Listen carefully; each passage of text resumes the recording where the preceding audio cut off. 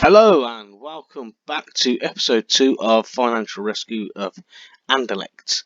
Right, I'm jumping in just before the computers ticked over into the next season because I just wanted to talk about the sponsorship money that you do get in. Board have set me an initial budget of 300 grand. Just wanted to. Okay, so we avoided the tax bill. So if we just have a little nose at the finances, you'll see that we're overall 15.8, and debts now 65 because we got ourselves our sponsorship money coming in, which has really reduced the deficit we're in. So like I said, this one would be a much easier side because of all the sponsorship money. Because obviously Anderlecht are one of the biggest teams in Belgium, so they're going to get a lot of the pie.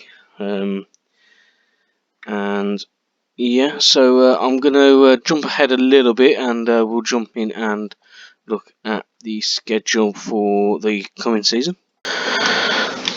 So I've jumped ahead a little bit now, just to give you an idea of where we are. We took part in a European Cup, I called it, friendlies, purely because it brought in some money. I think I spent out 2 million getting the clubs to come take part, and they brought back 2.8, so it's a bit of money for the older coffers.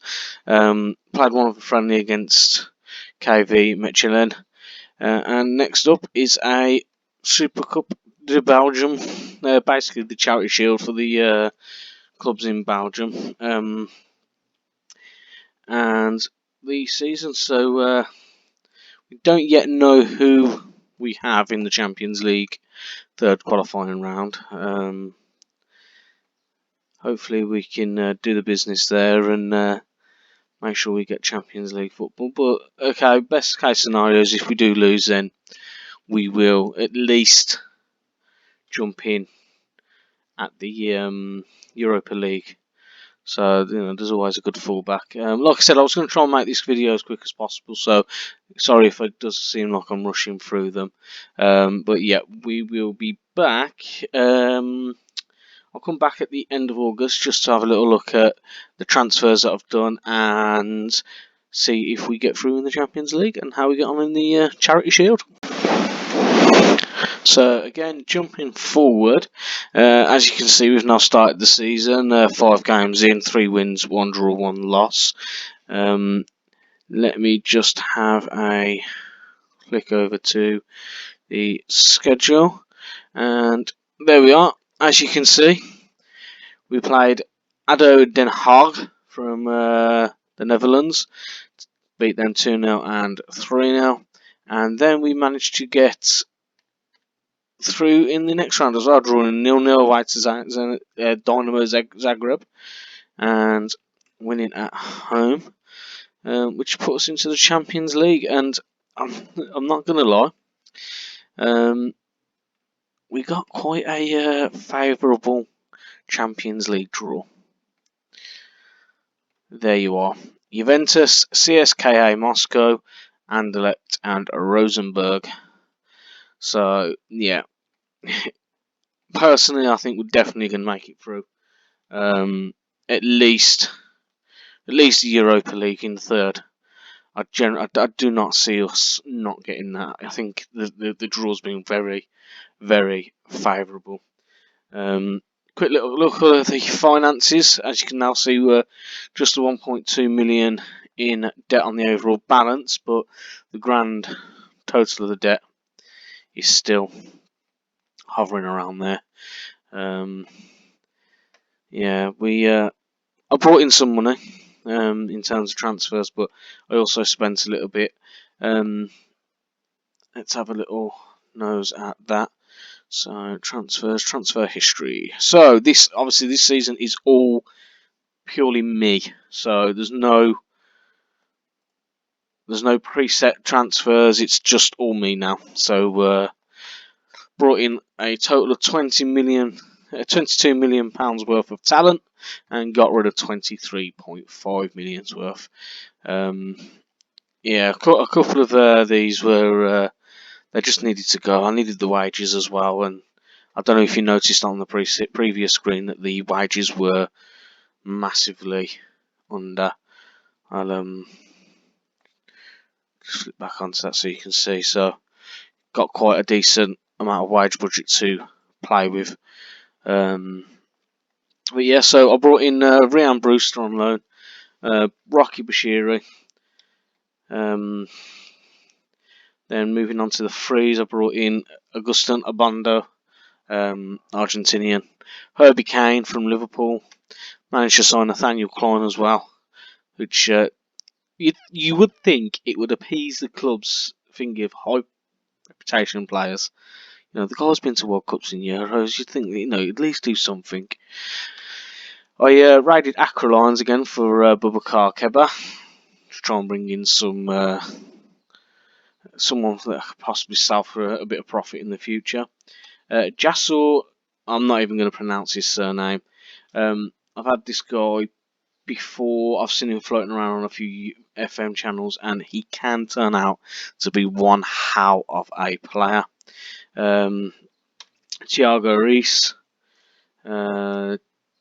Tite, Odin Thiago Home, Everton, Pedro Henrique, and Jonathan David. He was the big one.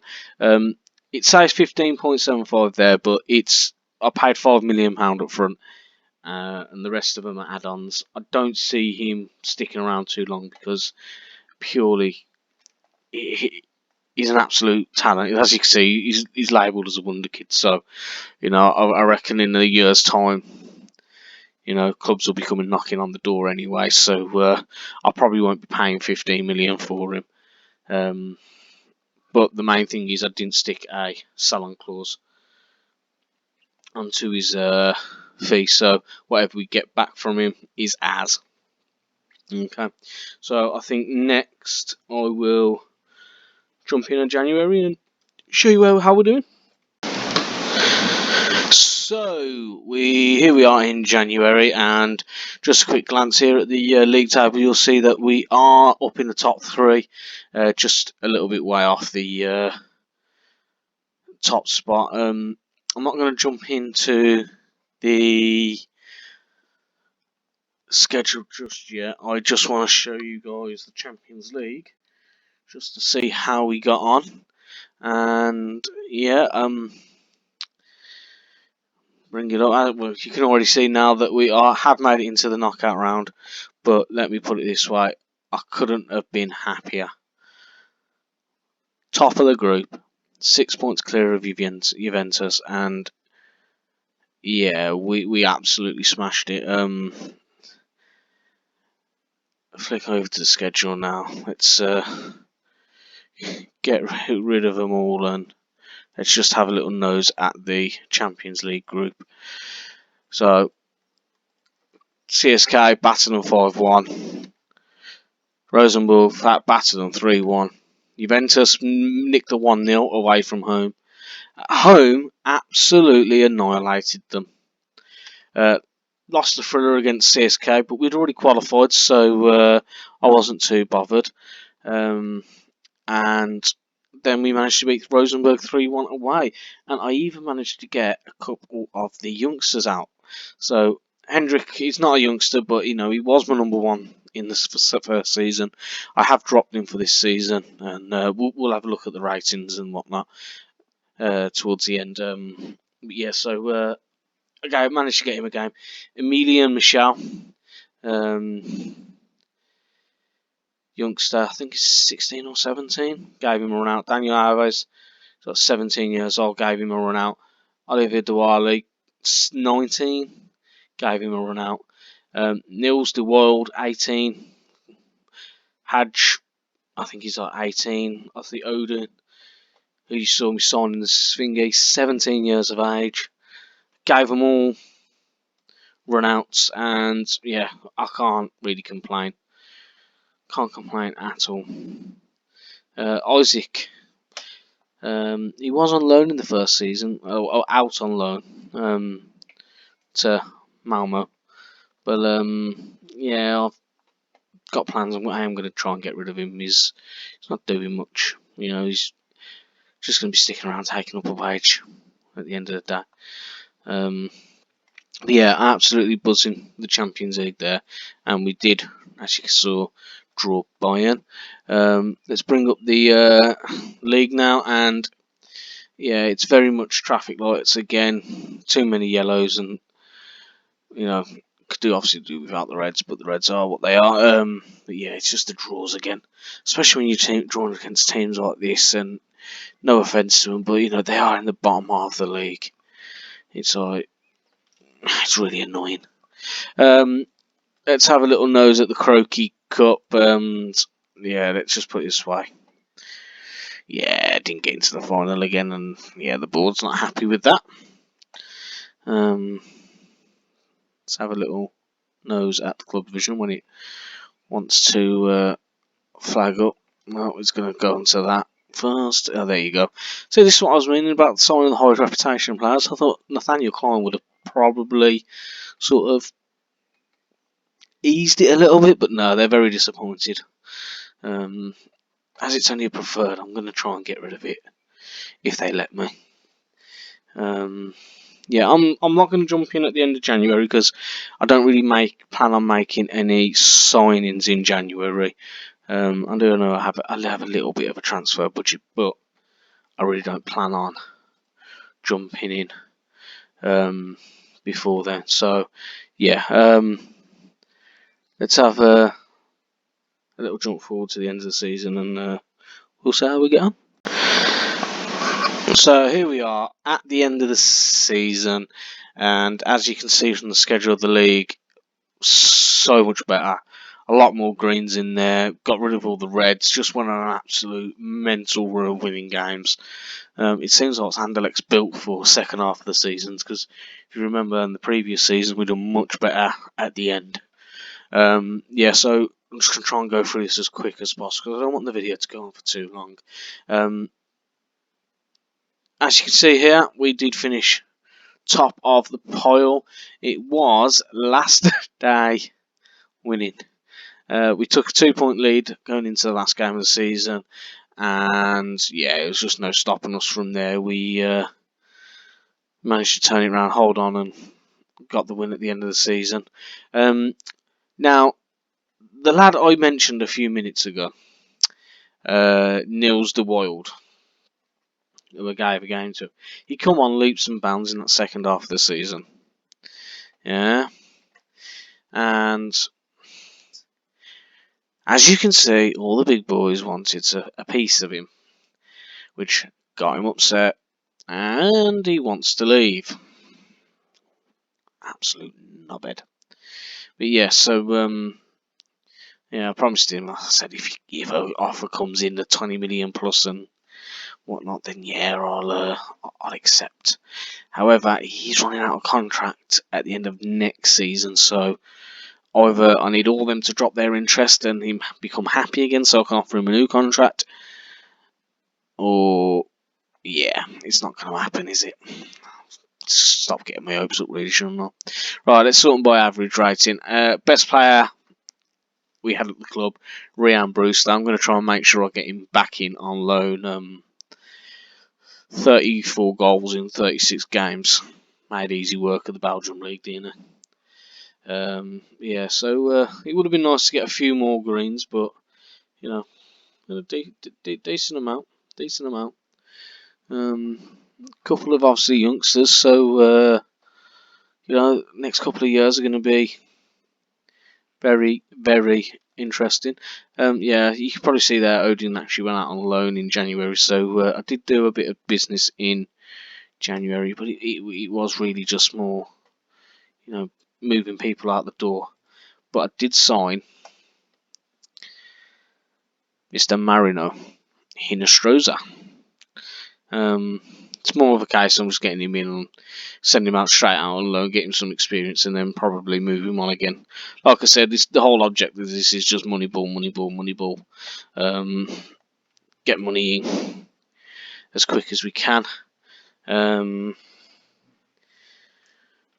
Finances, 6 million overall, because we're still spending massive amounts. However, I do believe, if I jump forward a little bit more, we are due another sponsorship. So yeah, let's jump forward. Is there anything on? No. Yeah. So let's jump forward a little bit and. Right. So I just wanted to jump in here and just basically just show you the importance of Champions League. Now, we got 18 million for qualifying for the group stage, and then every game we won in the group stage, we got, I think it was 2.5, just under 2.5 million per game. And at the end of the season, you get nice little bonuses like this, which just helps towards the finances. That's why Champions League football is so damn important, because it's just money. It's brought it down a little bit, but we are due that sponsorship in the next couple of weeks. So yeah, I think what I'm going to do is, now showing you that, I am actually just going to jump forward until we get the sponsorship in a couple of days, and then we will end the video. So let's just jump forward. So here we are at the 6th of June, and the sponsorship money has come in. Let's have a little nose at the commercial. As you can see, boom, there you go. 48.56 million has come in sponsorship. Last season it did stay 56.51, so we've lost a little bit in sponsorship, even though we won the league. Broadcast revenue was up. Corporate hospitality up. Competition prize money way up, and match day commercial and retail straight up. So let's have a little look at the finances. 49.3 million overall in the bank, and the net debt is now only 3.5 million. Transfer debt is 5 million. Obviously, we're not going to be able to, that's all your forward payments and things like that. So I don't think we'll actually ever get rid of that while we're at this club. But that is absolutely massive, especially when you've got that in the bank. You know, if the board of directors use their head, they'd turn around and say, okay, well, we want to get rid of all these monthly payments, and you know, there's 3.5 million. Bob's your uncle. You know, Stone Archer, I'll see you later. But yeah, they ain't gonna do that, are they? Let's face it. So yeah, so I think officially, I think we've achieved what we wanted to achieve. What I'm going to do, I'm going to do one more season, just to make sure that they don't get themselves any more sort of debt and it's self-sustained, and then possibly move on a few players, you know, just to show you what the idea of moneyballing. And yeah, so so thanks for watching. Hope you enjoyed it. Hopefully this hasn't gone on too long, much shorter than the last one. Keep an eye for episode 3. I'm not 100% sure when it will go up yet. I have started playing it, and I am happy to say it's going to be interesting. I'm actually quite happy with the way it's going already. I haven't played much of it, but yeah, a little bit of business being done. But yeah, so I'll join you. I'll see you next time. And again, like I said, if you liked the video, don't forget to like and subscribe. And I'll see you soon. Adios.